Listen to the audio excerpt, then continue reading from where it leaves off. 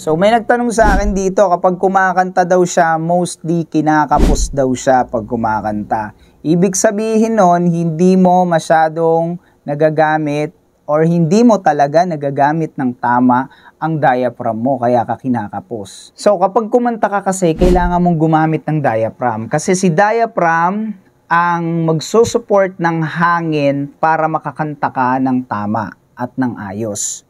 For example, kumanta ka ng Sometimes I lay under the moon, I thank God that I'm breathing. Tapos kinakapos ka na kaagad. Sometimes I lay under the moon, I thank God. Wala na lumalabas. Kasi hindi ka humihinga. Kailangan kapag kakanta ka, huminga ka. Siyempre kapag may mga part na walang lyrics, kailangan mong magnakaw ng hangin. Yun yung trabaho ni diaphragm. And at the same time, kailangan mong mag-warm up always para masana yung diaphragm mo na makakanta ka ng hindi kinakapos.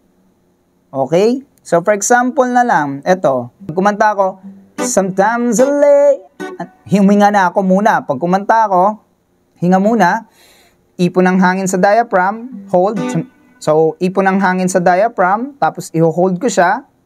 Sometimes I lay under the moon and thank God that I'm breathing. Isang buong ganon, hindi pa ako humihinga nun. Kasi kaya ko siyang i-hold, kaya kong mag-ipon, kaya kong mag-imbak ng hangin sa aking diaphragm. So kapag medyo alam kong mauubusan na ako, yung mga part na walang kanta, na walang lyrics, na walang words, dun ako hihinga, dun ako magnanakaw ng hangin. Then, kanta ulit. Sometimes in my tears I drown, but I never let it get me down. So negativity surround.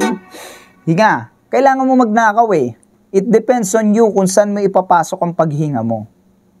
Okay?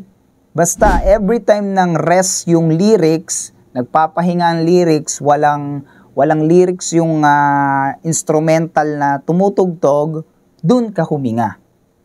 Sana nagigets mo kasi quick tip lang to. Magtanong lang kayo ng magtanong dyan, sasagutin ko yan ng mabilis. Basta, importante is masagot ko at sana naiintindihan nyo yung mga sinishare ko sa inyo. Meron pala akong ilo-launch na online course.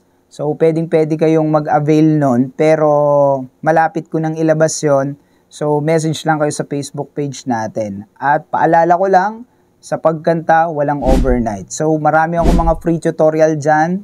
Nood lang kayo at practice lang ng practice, makukuha nyo rin yan. Matututo din kayo. Maraming salamat.